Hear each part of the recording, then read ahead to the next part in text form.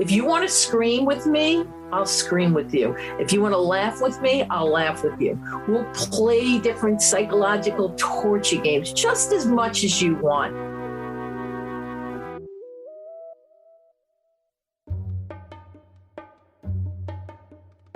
For the last 45 years, Shar Mayer has become a renowned haunter, a scare actor working in haunted attractions from basements in her hometown to the big time at Knott's Scary Farm.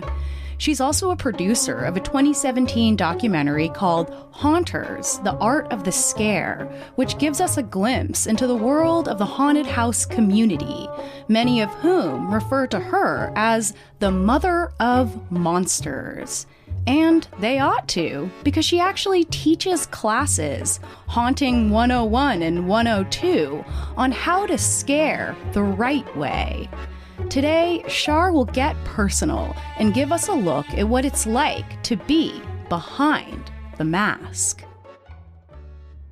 I am so excited to be here with Haunter royalty. Thank you so much for joining us, Shar.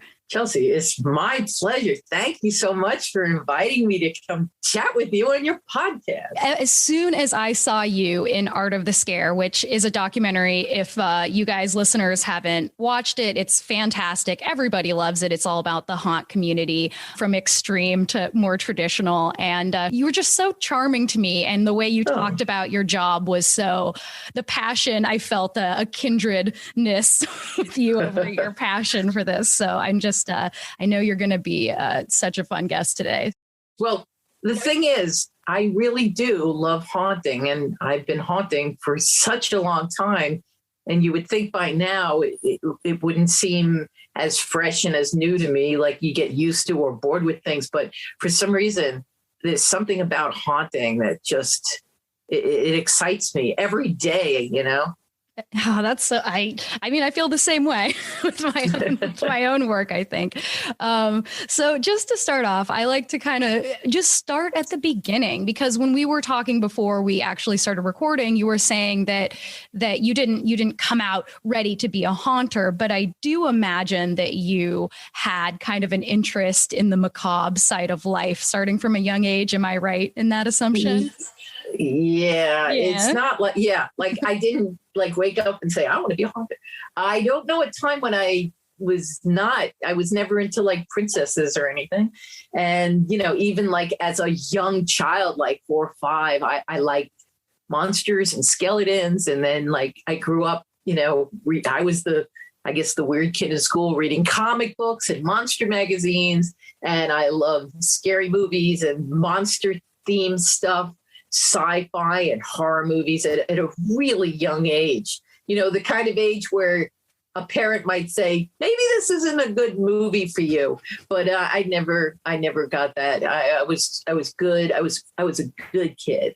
So it was never a big deal. My mother used to think it's a phase. She thought of that all the way up, all my years of haunting, something I would grow out of. But I guess I never did. I guess you never did. I've been haunting since, I was born in the 60s. So I started haunting, and I started getting into horror and everything in the 60s. But I did my first home haunt in the early 70s. So if you think about that, Richard Nixon was the president and the Vietnam War was going on. And I was working in a haunt then, and I'm still working in haunts. Wow. Yeah, when I started haunting, there was no haunt industry. It was just like, Halloween celebrations. And then I kind of grew up in the haunt industry. It grew up with me and around me, and I'm part of it, and it's part of me. Where was your very first haunted house job, whether you were a volunteer or working? Like, where was that first place that you got your first taste of scaring people? Well, me and my friend Robin, we would always go trick-or-treating together. And then like this one year, people were not giving us candy because we were too old to be trick-or-treating, they would tell us. So the next year she said, my mother wants to do something with the Boy Scouts, and being we can't trick-or-treat, she was thinking about a haunted house. I'm like, oh, that's a great idea. Let's do that. So we did that. We did it in her garage, and we put up cardboard walls and did the things like you did back then, like you put your hand through the wall and felt spaghetti and we say they're worms, or grapes and they're eyeballs. And then we had a can where I pulled a string from behind the wall and a skeleton popped up. And then so there was all this stuff on the table, and then they think it's over. And then I would run out, and I had a monster mask. It was like a werewolf kind of thing. And I would run out and then run after people, and, seeing somebody run at you, they would run away and scream, and I would scream at them. And I was like, oh, that's good. That's nice. He did that 1 year. And then the next year she said, oh, my mom's thinking about doing that again. I'm like, yeah. And that's how I started. I started on what we now call home haunting. It wasn't called anything. It was called let's do this kind of thing, So then what was your next step after you did that home haunt? I found a maze in the area that was doing a Halloween. I think they called it a maze. They didn't really start calling it haunts back then.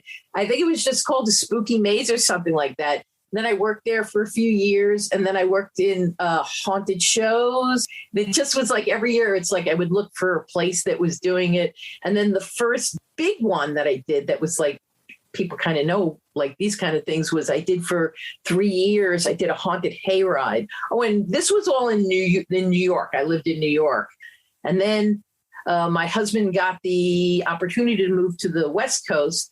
And I was like, I don't want to move to the West Coast. And he goes, it'll be over. And he told me where the area is. And I was like, oh, that's kind of near Knott's Berry Farm, Knott's Scary Farm. I could work in Knott's Berry Farm. Yeah, let's move.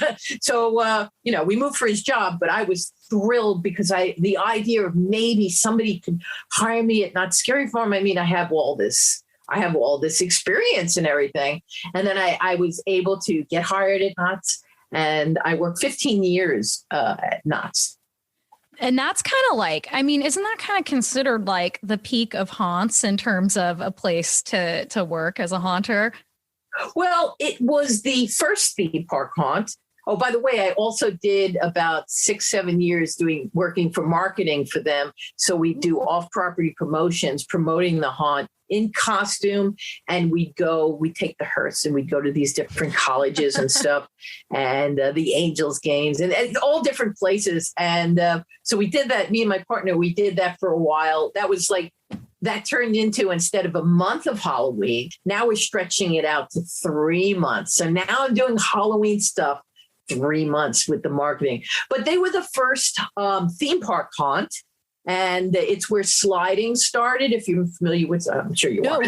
No, I don't know what sliding. Oh, you don't know what sliding is? Tell us. Yes. So sliding is where a monster takes a lot of training. I can't do it, but you're wearing special pads on your knees and your hands and your feet, and you run, and then jump to the ground and you slide. And then you'll pop up. It's a great scare. I've seen that. I know what I saw it when I went to Six Flags. I had people run and slide at me, and they had some sparks flying out. They had a metal thing they were dragging on the ground. It was cool. Yeah.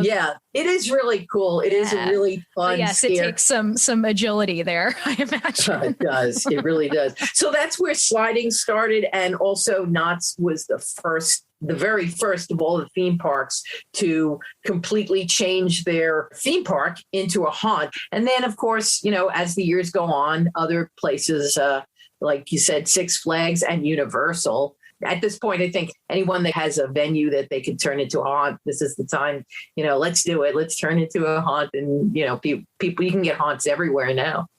It seems like Halloween and all of the haunt world is only getting more popular. Do you feel like that's true? Yeah, it's the number 2 holiday for spending money right after Christmas. And that's because they include Christmas gifts. But more people spend money on Halloween if you take the gifts out. I spent last night with the director of the movie Haunters, The Art of the Scare, who's my friend now, John Schnitzer. We became really good friends. We went through LA. We were in Burbank, and he has a list of houses. And we just went and looked at Halloween decorations. And holy cow, it was amazing. The block of houses that have the Christmas lights in every neighborhood. We just saw that, but Halloween style. It was so cool. And I never get to do stuff like this, but because of the coronavirus, I'm not able to haunt full time right now. I could do like online stuff, but maybe next year. Yeah. So I'm interested in what are your favorite types of characters to play as a haunter? Oh, me? Well, me personally, I've played everything from like werewolves and monsters kind of thing, and zombies, that kind of stuff. And then like as I get older, I seem to have fallen into a witch role a lot of times. I play a lot of witches, but when I'm doing like last couple of years are authoritarian figures like doctors and nurses, because they're pretty scary. I always end up playing those kind of roles these days. But I go through phases. Like zombies were really popular maybe 10 years ago, and I was getting a lot of zombie work. I love doing zombies. I mean, don't get me wrong. But the thing that I'm more into these days is trying to do characters with a human character with a twist, and trying to play on people's fears and play on the psychology of, where fear is. I don't do those kind of pop-up scares. Like I don't do the sliding, that kind of stuff. I don't do anymore, but I can do like more of the acting kind of characters. So now you have to kind of embody a different type of scare, right? It's not a jump scare. It's something more psychological. How do you do that? Well, in general, I'll figure out like if my character I'm playing is a real life character, because I've done that where I take a real life character and I'll portray them. So I'll do a lot of research on who that character is. If not, say I take a character with a profession like a nurse or a doctor, I look at that kind of what that profession is and where I could take it and what kind of character I can get and turn it. So I'm not just going to play a generic doctor. I'm going to name my doctor. I'm going to figure out who my doctor is, what kind of backstory, what's the kind of weirdness that brought this doctor to be this way, and really fully develop who my character is. So when you meet me, you may see doctor, but then there's a richness to the character, and I'm going to play off of that kind of thing. I have to be ready to be able to improv. I have to constantly listen to the people that I'm with, the people that are my victims or the guests, if you prefer, and listen to what they're saying and what they're doing, and adjust my performance so that I can pick off what they're saying and work it in and try to bring them to new levels and new fears. Do you see a difference when you have a fleshed out character versus in the past when you've had more of a jump scare character? What is the difference in how people react to you? Oh, it's absolutely. It's like night and day. So when you get a character that's just going for a pop scare or a jump scare, you're in, you're out, you get a scream, and then they move on and you move on. And that's great. And that's an awesome way to scare. And anybody who wants to scare and they do it that way, that's awesome. I love those. I love going to haunted houses where one after another, they just pop at you and I get to scream. But, I've done that for a while. And now with my back injury, I can't do that kind of work anymore. So now I've gone into like more of an acting kind of thing, or scare acting. And I can get a much more satisfied scare because it's a little more than just blah, they're like, I'm trying to create a scene where I'm building tension. So I'm trying to drag them along with me and bring them with me on this journey. I'm trying to bring them to the edge and let them look down where they could be dropped, but I'm not going to drop them. I'm going to play with them a little bit. We're going to have a good time. They may think I'm going to drop them, but at the end, I'm going to let them be okay. And that kind of thing right there, that kind of terror and horror is the kind of thing I'm looking for. And that's the kind of thing I'm trying to bring my guests to that point to. I know that you have also worked in the very controversial world of the extreme haunted house. And you said you would be willing to talk about it to a point because it's a very quiet thing. There's a lot of mystery around it. Of course. But let me tell you, there are all different types of haunts. There is the general haunt, which, haunts where you can bring children to. And I work at those too. I'm fine with working at those. And then there's all the way on the other end, which is the extreme haunts. So this thing's all in the middle too. But the extreme haunts, like I know the one that I worked at called Blackout, everybody is always interested because I believe it's the first of the extreme haunts. So they were doing things before these other extreme haunts that were pretty interesting, including, and I'm not joking, waterboarding people. It was not a trick. It wasn't fake. They were actually doing it. And I've seen that in videos as well in other extreme haunted houses. And it seems like that's what gets everybody coming out so freaked out looking, is that actual experience. That's terrifying. I could never, ever do it. Yeah, I wouldn't do it either. But, but there are people that want to, but you know what? They have a safe word. So if you find yourself like, that's it, you want out, you just say the safe word. Look, I don't want to do anything to anybody that's going to I want to take them where they want to go. I want to bring it the horror. I want to scare them. I want them to test themselves. But if they're done, they're done. And I don't want to do any permanent damage to their psyche. I'll take people as far as they're willing to go. Maybe a little further than they thought they can go. But when they're done, they're done. In our episode, we talked about this, sort of the threshold between too scary and not scary enough, and how the responsibility of the haunt community, I think, largely seems to be, or the haunt community believes in safety and in making sure that there is a foundation of safety so that the scares can be that much more effective without actually causing terror, because nobody wants to cause somebody real, genuine terror. It's this other kind, right? Right. Well, I want people to leave what I'm working on and go, oh my God, that was terrible. That was horrible. I'm coming next year. I want everyone to say, I'm bringing my friend back to see this. I want to experience this again. Horror and terror isn't a negative thing. It's a different emotion. It's actually pretty close to like joy and comedy. It's just a little bit different. Humans have all different emotions. And one isn't a negative or a positive emotion. It's just a different emotion. But I don't want to do things to people that are wrong, that are bad, that are not okay. If you want to scream with me, I'll scream with you. If you want to laugh with me, I'll laugh with you. We'll play different psychological torture games just as much as you want. And like I said, maybe I'll push you. Maybe I can get you to take a little bit more than you thought you would. But when you're done, you're done. And me personally, I'm not interested in getting waterboarded. That's not a thing for me, but scare me. I'm pretty easy to scare. I have a low tolerance. When I'm working, you can't scare me because I'm in work mode. But if I'm on the other side of the mask and I'm going through a haunted house, I'm screaming and I'm laughing like everybody else. In these extreme haunts, what kind of characters have you chosen to play, or have you been assigned to play in those? Well, in Blackout, I did what's called the soup lady, and I can't really talk about what she does, but sure. I'll just say she gives you soup. But there's a lot more. There's a lot more to it, and anyone who's been through it knows who she is.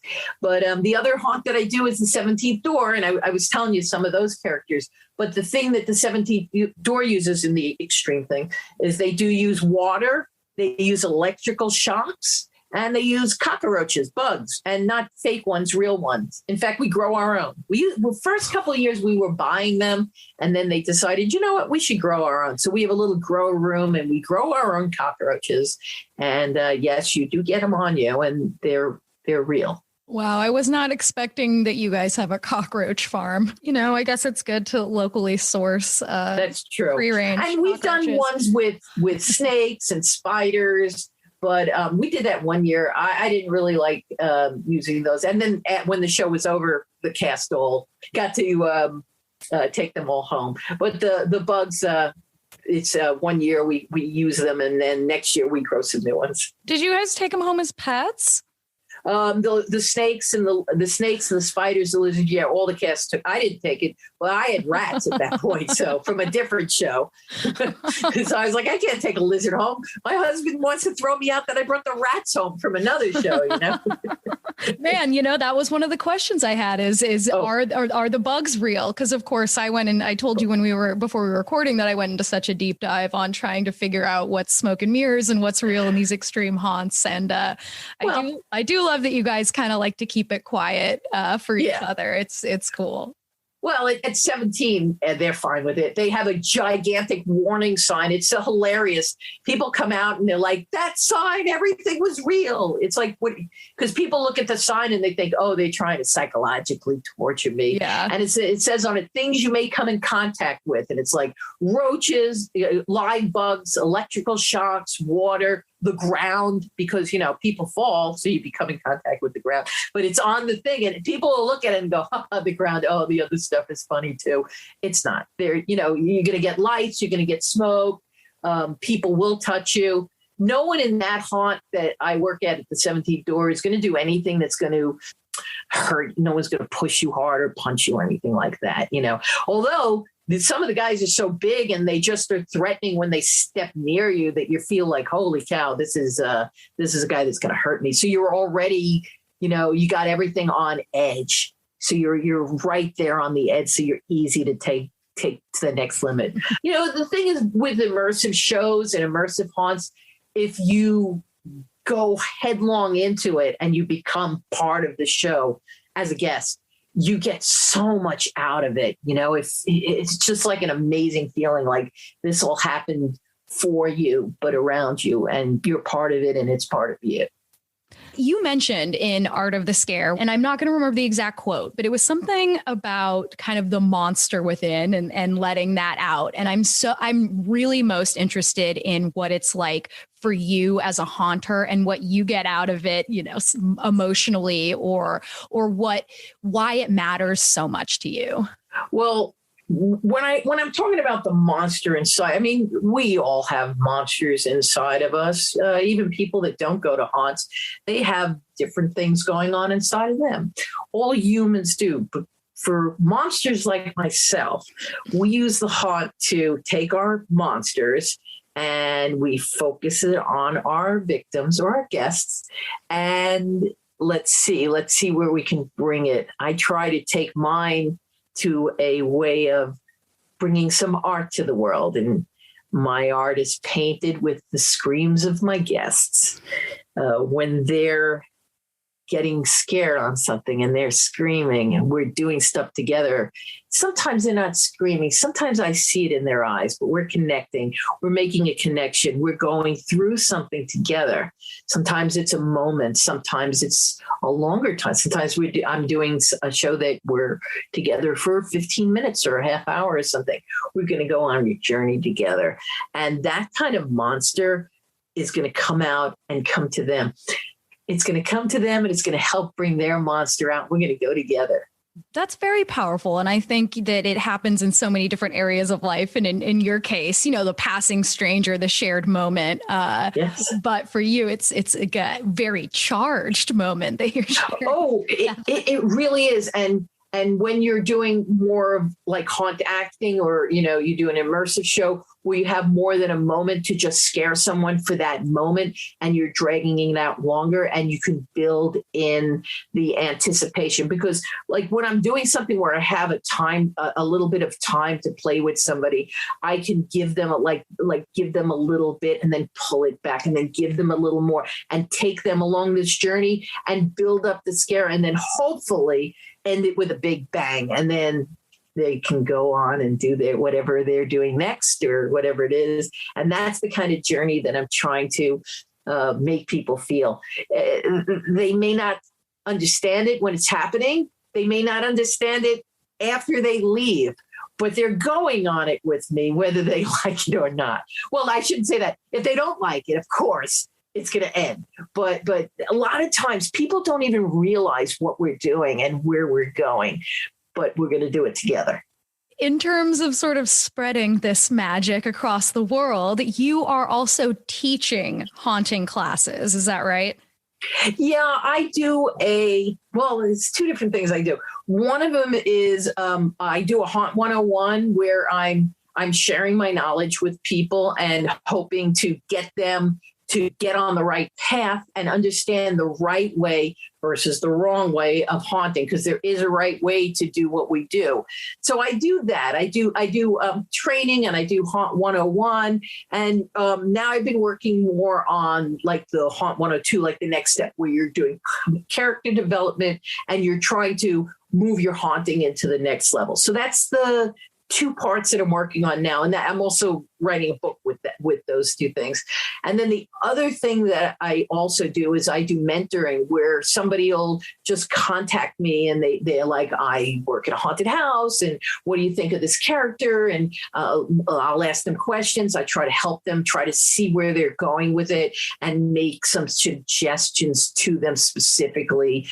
Sometimes people just want to contact me and show me their monster, and they just want to be like, look what I did. And then I love it. I absolutely love it. So I'm always like, yay. I love to see what people are up to. And like you said, it is worldwide. Most of the people I speak to are in the United States, but I do talk to some people overseas that are also haunting. And I love seeing the different ways that different cultures celebrate Halloween and do different haunts. I bet that your 14-year-old self would be very proud of who you are now. A haunt consultant, I dare say, that's a pretty dreamy job. So I am interested in the next generation of haunters. I want them to create like these amazing things and take this industry to a new level. Yes, this industry has continued to grow, but it's got more. It's got more ways to grow.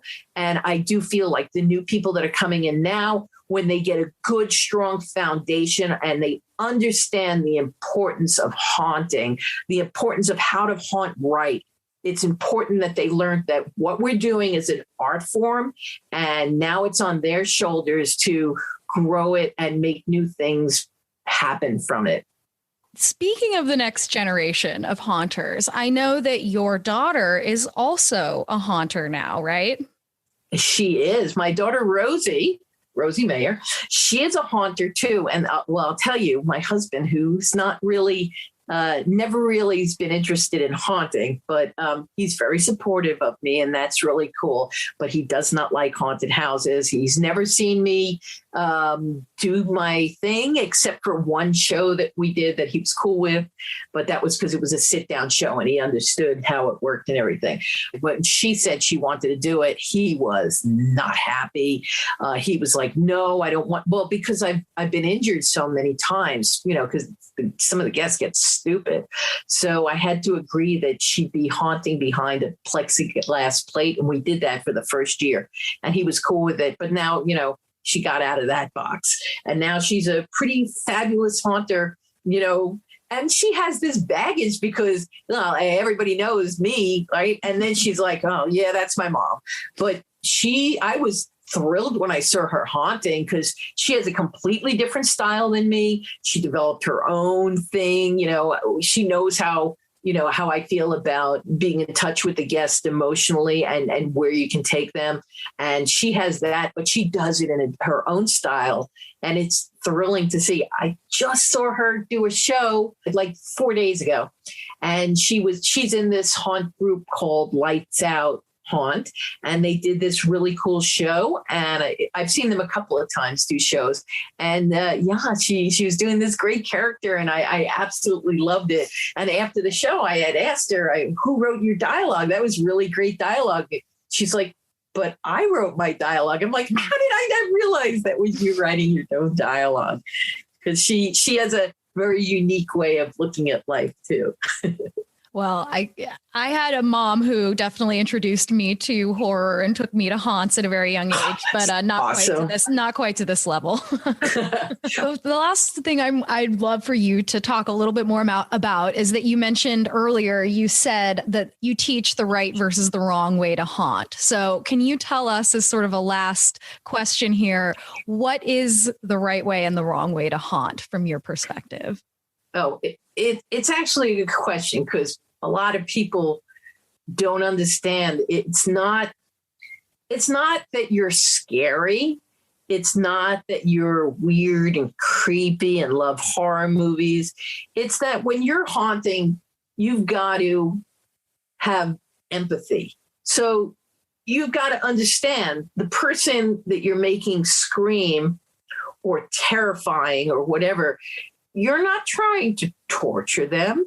You're trying to get them to enjoy the terror.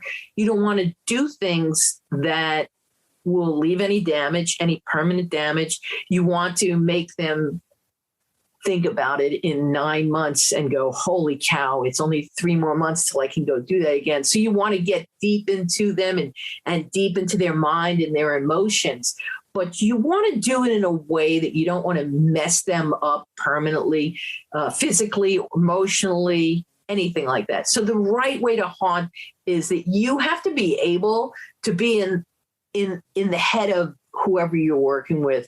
So you have to be emotionally attached and have like an empathy with them, understand how they're feeling and where they're going. Like I said, I'm taking people to the edge.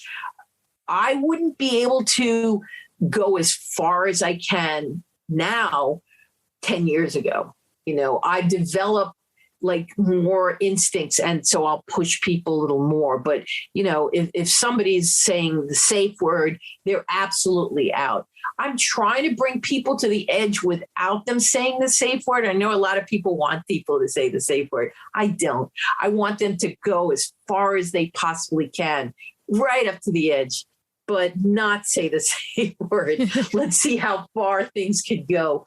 But I don't want them to be hurt. So empathy is like the most important thing. I don't know if you can teach empathy, but you can certainly teach people how to haunt without putting people into a dilemma where they're in any danger.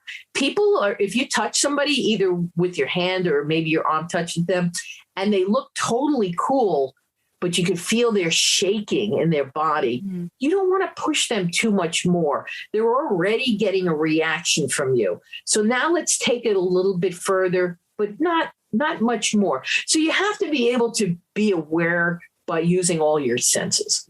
What a fantastic time talking to you. I always love just talking to any other Halloween soul out there because it's a special relationship, as many of our listeners also share with me and each other and now you. So thank you for sharing. I mean, I can't. 45 years of haunting. What's better than that? 50. Hopefully I can do another 5. Thank you for letting me talk about something I love to talk about. To learn more about the wonderful Shar Mayer, head to Shar Mayer, that's SharMayer.com. This was American Hysteria. We'll be back in 2 weeks. But this next Monday, you can catch our first episode of Hysteria Home Companion, our patrons-only talk show with me and our producer, Miranda. And for this first one, we'll be diving deep into my feverish obsession with finding out the truth about the extreme haunt McCamey Manor. And let me tell you, boy, did I find some shit. So come sort through it all with us by going to patreon.com/American Hysteria or by clicking the link in the show notes. That's out next Monday, and we'll be putting out a reminder and a teaser the day of, so check back. Follow American Hysteria on social media at American Hysteria Podcast on Instagram and at Amer Hysteria on Twitter. A very nice thing you can do for our show if you're looking to help us out is to go to Apple Podcasts and leave us a 5-star review and maybe even say something nice. It's quick and easy, and it really helps us out. This episode has sound by Clear Como Studios and was produced by Miranda Zickler. Thanks, as always, for listening, and we'll be back in 2 weeks. In the meantime, in the words of Shar Mayer, scare you later. Scare you later.